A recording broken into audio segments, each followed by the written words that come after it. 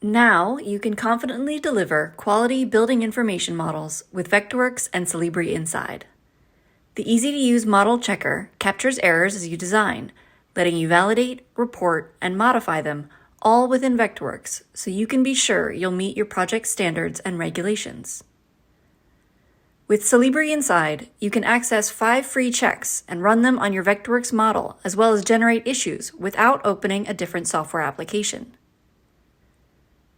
Solibri Inside is a web palette that lives inside Vectorworks and can be accessed from the window menu. To use Solibri Inside, select the model check you wish to run. The first time you run a model check, you'll be prompted to export your model to IFC. Once the check is complete, any errors found will appear in the Solibri Inside web palette. You can select one or more issues, and then you can select the object in the model and make the necessary changes to resolve the issue. To verify the changes, you can run the same check again and re-export the model. If you run a different check, you can choose to export the model again or use the existing IFC export. You can also generate issues directly from the Solibri Inside web palette.